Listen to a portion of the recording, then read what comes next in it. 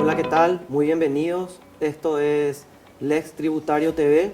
Hoy en esta edición nos va a acompañar el gerente general de impuestos internos de la DENIT, el doctor Ever Otazú, a quien ya damos la bienvenida, doctor. Y también co-conductor, el doctor Humberto Berni, miembro del staff de Les Paraguaya. Doctor, ¿cómo estás? Muy buen día, Iván. Sean todos bienvenidos a este segundo capítulo. Damos gracias a la presencia del gerente general de impuestos internos, el doctor Eero Tazú. Y como bien dijiste, intentar aprender más de este apasionante mundo del derecho tributario. Doctor, ¿cómo estás? Bueno, antes que nada, buenos días para toda tu audiencia. Gracias por la invitación, Iván, Humberto. Realmente para mí es un placer y un gusto estar compartiendo con ustedes sobre un tema que tanto nos apasiona, ¿verdad? Que es la tributación. Así que por favor, estamos acá para eso. Veníamos discutiendo con el doctor Humberto. Bueno, se está por cumplir ya prácticamente 2 años desde que se creó digamos, la nueva ley de la DENI que fusionó aduanas con la SED, doctor. Y estamos así, digamos, haciendo un ping-pong con Humberto y me decía él, bueno, qué bueno sería que repasemos un poquito qué pasó en estos 2 años, o digamos, qué avances se logró, qué desafíos hay todavía. Mira, Iván, yo creo que primero que es muy pertinente justamente en el tiempo que estamos por los logros, los desafíos que estamos teniendo y los logros que hasta ahora se están llevando adelante en lo que es la actual Dirección Nacional de Ingresos Tributarios. Como bien sabemos, y solamente para dar un repaso a nuestra audiencia, las áreas de recaudación en el Paraguay anteriormente, como sabemos, por un lado estaba la SED, por otro lado estaba la Dirección Nacional de Aduanas, y se fusionaron con la ley que estabas mencionando, que es la 7143, creándose lo que es hoy en día la Dirección Nacional de Ingresos Tributarios como una entidad autónoma con dos áreas de recaudación, tanto de los impuestos internos, que es justamente mi área, la Gerencia General de Impuestos Internos, y la Gerencia General de Aduanas, encargada principalmente de la recaudación de los ingresos, los tributos externos, ¿verdad? Y los aranceles. Entonces, en este tiempo que hemos visto, Iván y Humberto, realmente situaciones muy positivas y alentadoras, porque si es que tomamos como espejo cuando las áreas de recaudación eran independientes en comparación con lo que es ya una dirección unida, hemos tenido primero aumentos en la recaudación de forma sostenida en el tiempo e incluso ya hoy en día a 2 años, si es que tomamos como espejo nuestra propia entidad, la Dirección Nacional de Ingresos Tributarios, frente a la Dirección Nacional de Ingresos Tributarios, ese aumento sostenido que se ha tenido en solamente ese ítem de recaudación realmente ha sido muy, muy positivo. Ahora bien, si queremos hablar de una cuestión, como bien estaba mencionando el doctor Berni al momento del inicio justamente del programa, la normativa que se fue aplicando que ya se inició justamente cuando era subsecretaría de Estado de Tributación y ahora como Dirección Nacional de Ingresos Tributarios, que es la 6380, nos ha permitido dar un salto importantísimo en lo que es la recaudación, en lo que respecta a nosotros, que es impuestos internos, y se ha potenciado realmente desde la fusión de la Dirección Nacional de Ingresos Tributarios, y ahí sí ya podemos decir que la eficiencia y la eficacia que se ha puesto, diríamos, en este tiempo, ha permitido justamente eso que estábamos mencionando, ¿verdad? Que las recaudaciones, que las atenciones al público, que los procesos que se van desarrollando realmente tengan un aumento positivo cada vez más. Una cuestión que se dijo mucho, doctor, cuando se iba a hacer esta nueva ley es que esto iba a permitir una mayor eficiencia y sobre todo menor burocracia para el contribuyente, para el contador, en todo lo que sea los procesos tributarios, desde, no sé, desde dictamen hasta atención en ventanilla, ¿verdad? ¿Se ha logrado reducir eso? ¿Se ha logrado el objetivo? ¿Todavía queda por hacer? Mira, yo te podría decir sin dudar, Iván, que realmente se están cumpliendo los objetivos, se ha reducido la burocracia, se está sistematizando realmente los procesos. Más que nada, ustedes que son conocedores saben muy bien que lo que era la Subsecretaría de Estado de Tributación, lo que es impuestos internos, nosotros teníamos casi un 80% ya sistematizado. Entonces, ese know-how se está trasladando también actualmente a lo que es el área de aduanas. Entonces, hoy en día se está trabajando fuertemente para que la tecnología con la que se está potenciando impuestos internos también llegue en un porcentaje mayoritario a lo que es aduana. Hoy en día, mira, hoy en día tenemos, desde la fusión, para que tengan una idea, tenemos más de 200.000 contribuyentes nuevos. Nosotros nos íbamos a un promedio de entre 50 y 70.000 contribuyentes por año, y ya en casi 2 años tenemos casi 100.000 de promedio. Y ojo que probablemente este año vamos a tener un incremento otra vez importante. Por lo tanto, el aumento de nuestra base de contribuyentes ya ha tenido una mayor, creo yo, una mayor eficiencia, una mayor eficacia, diríamos, en este tiempo en que las áreas están trabajando unidas. Y obviamente, como estabas mencionando también, Iván, en lo que respecta a los controles, esa posibilidad justamente de que haya una trazabilidad desde la entrada de las mercaderías, teniendo hoy en día las áreas fusionadas, y el control del comercio interno, lo que es propiamente impuestos internos, nos permite justamente que nuestros controles, ya desde lo relacionado con el inventario, el análisis de los costos, de los gastos, para poder determinar si es que existen o no, por ejemplo, por decirlo, omisión de venta o ingresos no declarados, entonces realmente sea mucho más importante y que hoy en día sea mucho más eficaz en nuestro control. ¿Se ha potenciado de alguna forma, doctor, el departamento de fiscalización? Porque sí, es algo que constantemente reclama el sector privado. Ayer nomás leíamos un comunicado de la Capasu donde pedían mayor formalidad en la economía, ¿verdad? Si bien ellos reconocen que la economía está creciendo a un buen ritmo, insisten con esos reclamos históricos que vienen desde hace años, que es combatir el contrabando, reducir la informalidad. ¿Qué le podemos responder a ese reclamo histórico? Ese reclamo histórico, Iván, puede ser respondido de la siguiente manera. Como bien estaba diciendo, hoy tenemos una mejoría y creo que los números nos respaldan para decir esto.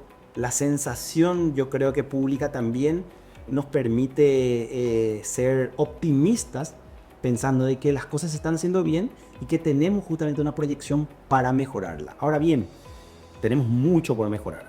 Realmente tenemos mucho por mejorar. Y como siempre decimos, muchas veces uno de los inconvenientes que hay, no sé si llamarlo inconveniente, pero una de las situaciones que se dan en el sector público y que siempre decimos es que los recursos son limitados y las necesidades son ilimitadas. Entonces, en el marco justamente de las limitaciones presupuestarias u otras, estamos trabajando y se está potenciando todas las áreas.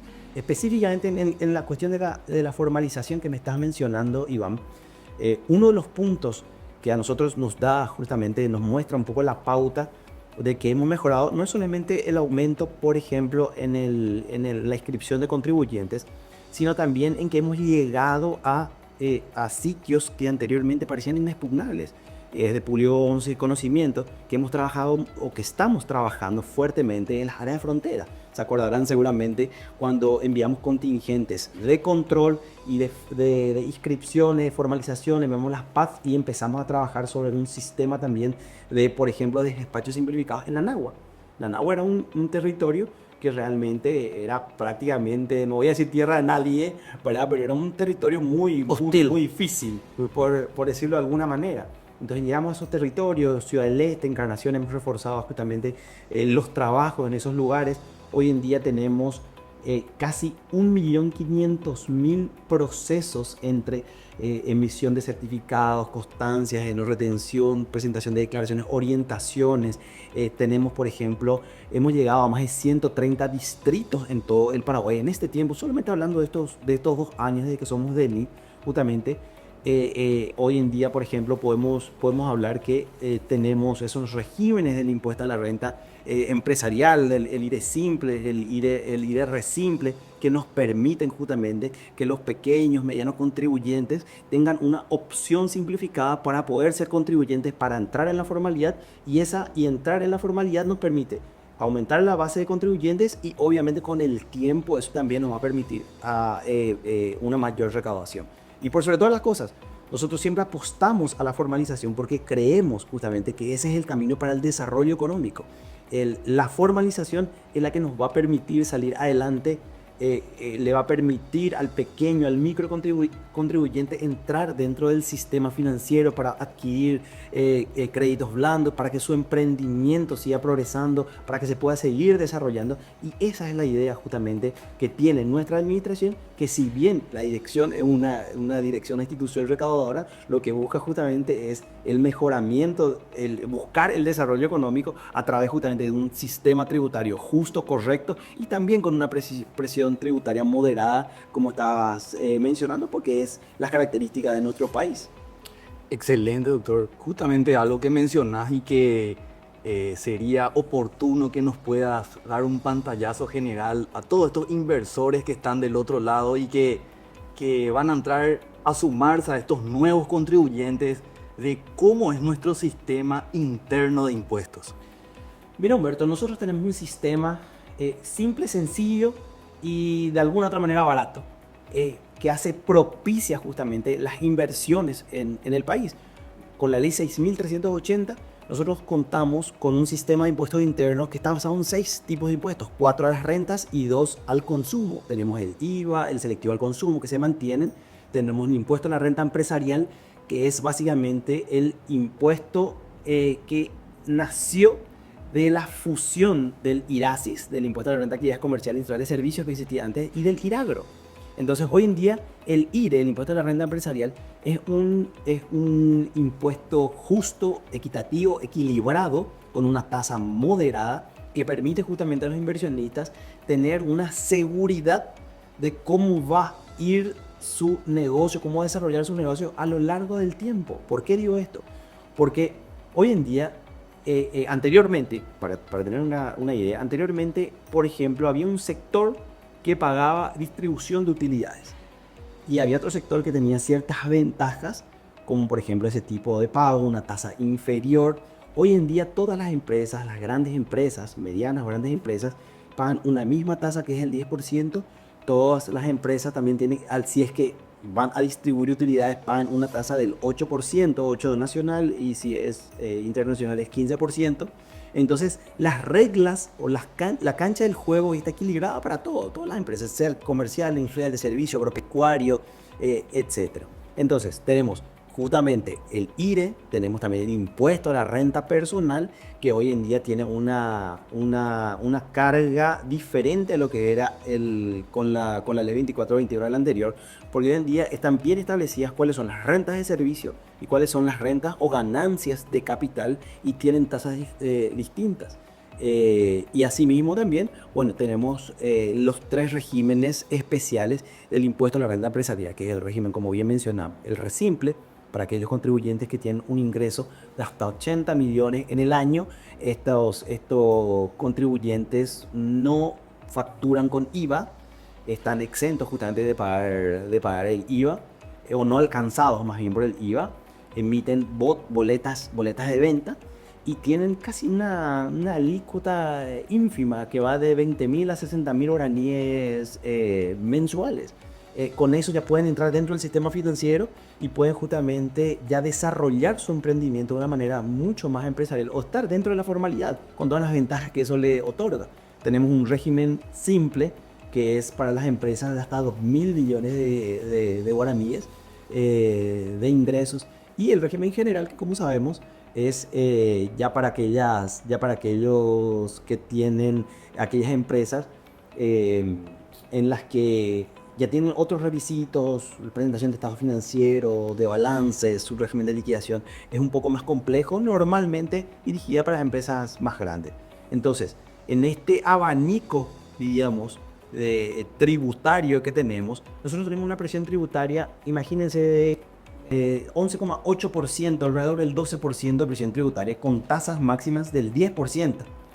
Entonces, anteriormente teníamos una presión tributaria de entre el 9,5%, y sin aumentar impuestos, sin aumentar tasas, hoy en día tenemos una presión de casi el 12%.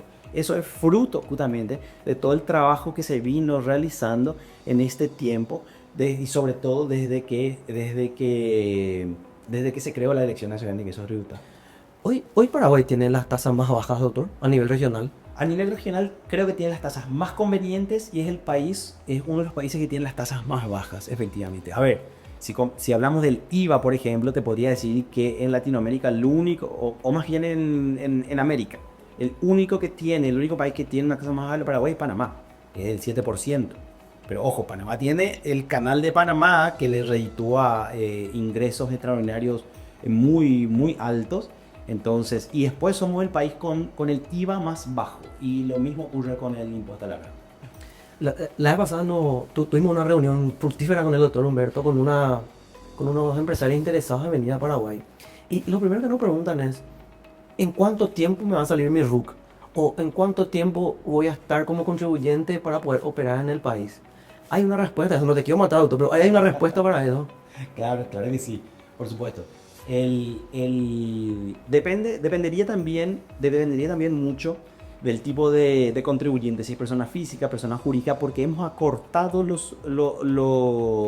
los tiempos de una manera muy significativa. Eso puede salir en días, puede salir hemos acortado lo que antes salía en meses o en semanas, lo hemos acortado en días. Y ojo que ahí tenemos también otra cuestión. Hoy en día con la incorporación dentro del sistema de, por ejemplo, la constitución de las EAS, las famosas EAS, entonces nosotros ya estamos dentro del canal en cuanto a la constitución de ese tipo de empresas y termina justamente con la inscripción del RUC y eso se hace en días. Entonces, hoy en día, incluso las inscripciones se pueden hacer a través del portal y en algunos casos sí se tienen que acercar hasta la administración para tomar datos biométricos. Y dando un poco una primicia, ¿verdad? Para tu canal, se está analizando justamente que todo ya se haga de forma sistematizada cuando se hace en otros países, que inclusive los datos biométricos se pueden hacer a distancia. Eso se está trabajando ahora y eso también es una de las situaciones que se están desarrollando en este momento. O sea, para ver si entiendo bien, doctor, ya no va a ser necesario que una empresa o un contribuyente se vaya hasta la DENIT, sino que puede hacer eso desde su casa o desde su oficina. Ese es el ideal, ese es el objetivo y eso es lo que realmente todos queremos.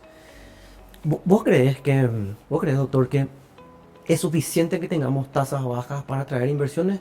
¿O podemos hablar de un sistema integral económico que hace que sea rentable venir a Paraguay? Porque viste que siempre decimos, la DENIT es una pata de la economía, una pata importante, pero es una pata al fin de la economía, no es que hace a toda la economía, ¿verdad?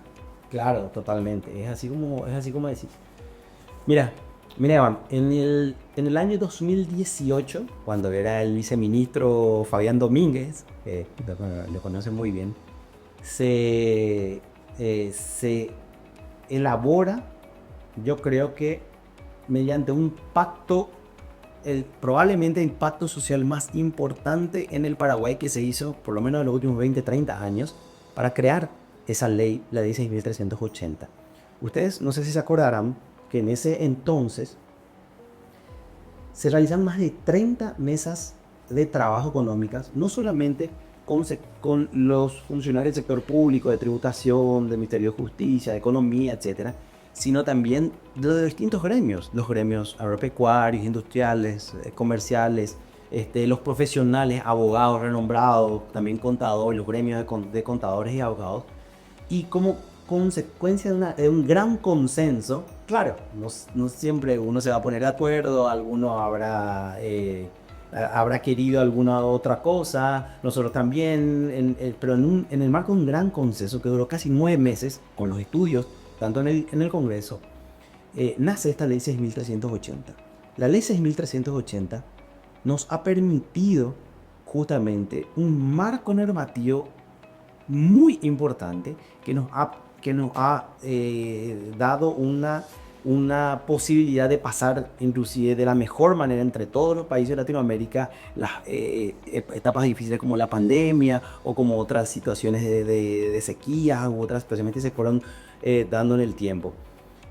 ¿Por qué comienzo con esto? Para responderte a lo que me preguntas, Iván. Porque tenemos un marco normativo muy sólido. Y cuando asume el presidente de la República en este nuevo periodo, ¿qué fue lo primero que dijo Santiago Peña? Esto lo suele repetir mucho el doctor Orue. Dijo, necesitamos que necesitamos recaudar más sin aumento de impuestos, sin aumento de tasas. Entonces, ¿cómo vamos a hacer eso? Por eso nace la idea de que tenemos que ser más eficaces y tenemos que ser más eficientes, y ahí nace la Dirección Nacional de Ingresos Tributarios. Entonces, imagínense que tenemos dos patas muy importantes desde el punto de vista tributario. Por un lado, una normativa muy sólida. Entonces tenemos un sistema tributario muy importante en el Paraguay, con tasas moderadas, tasas bajas, y por otro lado tenemos la administración tributaria, que es el órgano de aplicación, que se está volviendo cada vez más eficiente y eficaz conforme a lo que nos arrojan los mismos números. Ahora bien, como estás diciendo, es una pata muy importante que le da ya un primer punto de vista a los inversores, y que uno de los puntos normalmente centrales de los inversionistas para venir al Paraguay. Por supuesto que el ambiente de negocios para los inversionistas tiene que ser integral para poder venir y para que cada vez vengan más. Y eso no solamente es un trabajo que está totalmente ligado a lo que es el área de recaudación, sino que se le tiene que dar todas las condiciones desde el punto de vista económico, y ahí también entra el poder judicial, entra también la seguridad que se le puede dar a los inversionistas, tanto desde el punto de vista jurídico, político como económico. Entonces sabemos que ese es un trabajo, y sé que el gobierno también está trabajando en eso.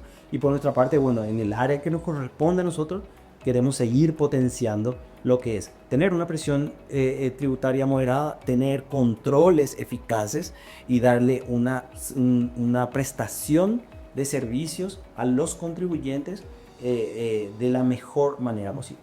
Yo creo que es clave, doctor Humberto, no sé qué opinas, sobre todo cuando habla de seguridad jurídica, ¿verdad? Y otro punto que es muy importante destacar cuando habla de controles. Sería muy interesante, doctor, si nos podés también explicar, porque ya hablamos en el capítulo anterior sobre la Big Data y cómo está la DENIT utilizando la tecnología para acompañar este ambiente que le da al inversionista la seguridad y la confianza de venir para poner acá su dinero y para invertir en nuestro país. Mira, Humberto, desde que somos DENIT, yo creo que hemos crecido entre un 15 y 20% de controles de fiscalización. Hoy en día estamos, en estos 2 años, tuvimos alrededor de 1.400 controles o fiscalizaciones tributarias. Que ya puntuales, fiscalizaciones puntuales. Exacto. Que nos han dado alrededor de ajustes por más de 1.100 billones de guaraníes. De eso ya alrededor de más de 200.000 millones de guaraníes ya se han recaudado por esos ajustes entre multas, impuestos, etc. O sea, ya estamos hablando prácticamente de recuperaciones por controles que se están teniendo.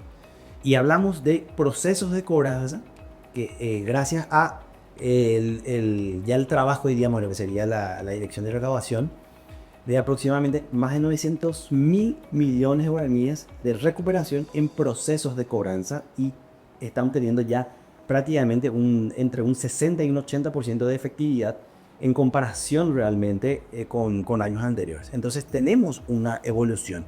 Y herramientas como las que mencionas, como es el caso del Big Data, lo que siempre uno quiere incorporar, que todas las administraciones están tratando de incorporar, que es el Machine Learning u otras herramientas o sistemas, son justamente sumamente importantes para hacer el cruzamiento de datos internos, porque nosotros, al decir que tenemos que tenemos recursos limitados para las necesidades que se tienen, nosotros tenemos que ser como sniper prácticamente de las administraciones tributarias. ¿Qué quiere decir esto? Que tenemos que saber apuntar, y cuando apuntamos prácticamente lo que tenemos que hacer es llegar a un fin. No podemos apuntar mal, porque si nosotros le controlamos a un contribuyente que realmente no se le hace ningún ajuste, por decirlo de alguna manera, entonces nosotros empleamos tiempo, empleamos recursos que realmente necesitamos. Por eso es que nuestros cruzamientos internos, y para eso nos sirven ese tipo de herramientas, tienen que ser muy finos, para que una vez que apuntemos Es como se suele decir que la Fiscalía de Estados Unidos te dicen que te arman todo cuando más o menos ya Tienen ya todo saben, investigado. todo investigado. Claro, nosotros tenemos que apuntar de forma muy certera para que los controles realmente sean eficaces. Yo creo que hablas de números muy importantes, doctor. Creo que números que en mi corta experiencia no había escuchado, ¿verdad? Y me lleva a la siguiente pregunta, ¿verdad? ¿Cuáles son los sectores más riesgosos hoy para la gerencia de impuestos internos?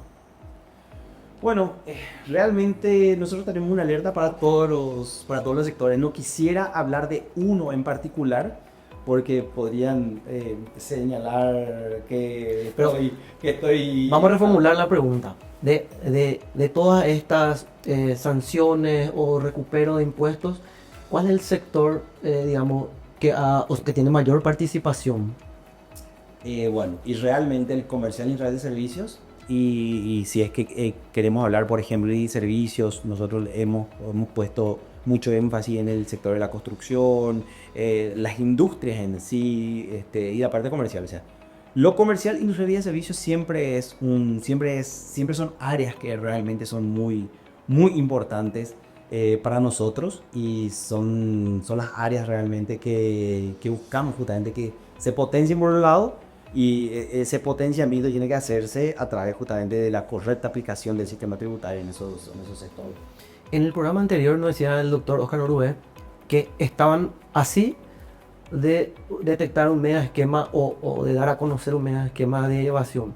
¿Se pudo avanzar en eso? ¿Hay novedades sobre eso? Qué suerte que me dijiste que el jefe ya dijo eso, Iván. Entonces sí, estamos realmente estamos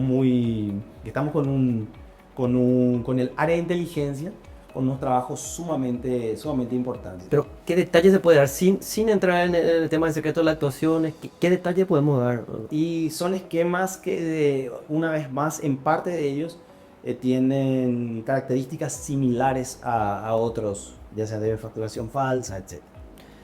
Tiene que ver, o sea, tiene que ver con el tema de facturación falsa, no tiene que ver porque hubo un caso muy sonado ahora que salió de la DENIC, que son el tema de las gobernaciones, donde se habló, por ejemplo, no de facturas falsas, sino ya prácticamente de obras que no tienen respaldo, por ejemplo, ¿verdad? En este caso hablamos de facturas falsas. Ojo que en ese caso al cual haces alusión también hay un componente de facturas falsas de contenidos, cuanto menos dudosos. ¿Y esto nace de la Big Data o nace del factor humano o de una mezcla de los dos? Es una mezcla de todo, Iván. Normalmente nosotros tenemos alertas en nuestro sistema como consecuencia del cruzamiento de Big Data o de otras herramientas informáticas que tenemos. También muchas veces de denuncias. Y cuando la DENIT se entera de alguna sospecha o de algo fundado, normalmente tiene un trabajo silencioso y entra a formar el trabajo fuerte de lo que serían las direcciones, el departamento de inteligencia, de lo que es la DENIT, empieza a trabajar. Muchas veces, y aprovechando de esto que estamos mencionando, muchas veces nosotros los paraguayos somos un poco impacientes. Entonces, qué sé yo, sale una noticia, una publicación y uno ya quiere que mañana, al día siguiente, más o menos las personas ya estén... No. ¿Qué ocurre? Ya con la experiencia que tiene la dirección y con la experiencia que tiene ya desde la época que éramos Secretaría de Estado de Tributación, nosotros, como dije recientemente, tenemos que ser muy certeros. Los controles internos que se realizan llevan sus tiempos. Y nosotros tenemos que tener una visión en la que esos controles nos permitan tener un grado de certeza importante, porque cuando abrimos una fiscalización, nosotros tenemos plazos. Tenemos plazos de 45 días si son puntuales, que pueden ser prorrogados por otro tipo igual, y plazos de 120 días si es que son integrales. Ese tiempo pasa rapidísimo, porque imagínense que tenemos que pedir informes ya oficialmente, requerimientos, etc. Por eso es que el trabajo interno y de inteligencia y el trabajo que se hace dentro de la administración tiene que ser sumamente importante, tiene que ser sumamente detallado, preciso, para que cuando se abran los controles, entonces nosotros ya utilicemos los plazos legales establecidos en la ley de una manera correcta y que nos permita justamente tener resultados efectivos, que es lo que buscamos. Qué importante esa cohesión que decía, doctor, entre tecnología y el factor humano, ¿verdad? Estamos llegando al final, doctor. Te queremos agradecer mucho. Quiero pedir al doctor Humberto que nos haga una reflexión final, por favor, doctor. Agradecer la presencia del doctor Ever. La verdad es que este tipo de temas da mucho más que hablar. Este espacio queda corto, pero este capítulo nos enriqueció bastante en cómo los impuestos internos afectan y cómo podemos atraer a mayores inversores, cómo podemos crear mayores contribuyentes y por sobre todo que eso no afecte directamente en más impuestos o en tasas más elevadas. Entonces, agradecerte nuevamente, doctor. Ojalá podamos repetir nuevamente y tocar otros temas, pero desde ya, bienvenido siempre al Ex Tributario. Yo creo que nadie quiere pagar más impuestos, doctor, ¿verdad? Pero me gustaría cerrar con lo siguiente. Me gustaría, doctor Otazu, que nos digas brevemente, para cerrar, cuáles son los desafíos de la gerencia de impuestos internos en el corto y en el mediano plazo. Bueno, primero que nada, gracias por la invitación una vez más. Mira, Iván, los desafíos de la Gerencia General de Impuestos Internos están apuntando siempre al mantenimiento de una recaudación sostenida, el aumento de la recaudación sostenida, y por sobre todas las cosas, es el mejoramiento en la asistencia al contribuyente. Uno de los principios principales que tiene la tributación es el de economía y de comodidad. Nosotros lo que tenemos que buscar es no ser una administración controladora, fiscalizadora, sino que una administración que le dé al contribuyente todas las herramientas, la comunidad, la facilidad para el cumplimiento voluntario. Nosotros lo que buscamos es cambiar ese modelo de control. Recaudador.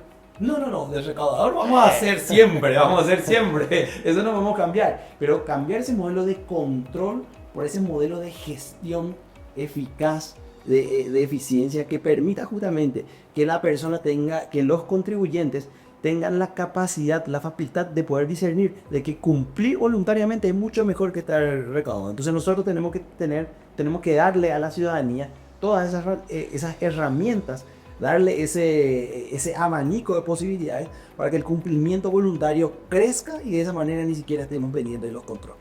Entonces, lo que buscamos es justamente un acercamiento a la ciudadanía, con el contribuyente, y que realmente el cumplimiento voluntario supere a cualquier tipo de control. Coincido con el doctor Ever y sumo lo siguiente: la importancia de que se fortalezca la gerencia de impuestos internos es clave, porque los impuestos son el principal financiador del presupuesto público, y como todos sabemos, el presupuesto público tiene un componente social demasiado importante, tiene programas que están orientados a la gente. Entonces, más que nunca es necesario un fortalecimiento de la DNI en general, ¿verdad? Pero en particular de la gerencia de impuestos internos. Hasta acá llegamos por hoy. Les agradecemos por seguirnos. Próximamente vamos a estar sacando un nuevo capítulo, porque la idea, como siempre decimos con el doctor Humberto, con Lex Tributario TV, es seguir construyendo. Muchas gracias.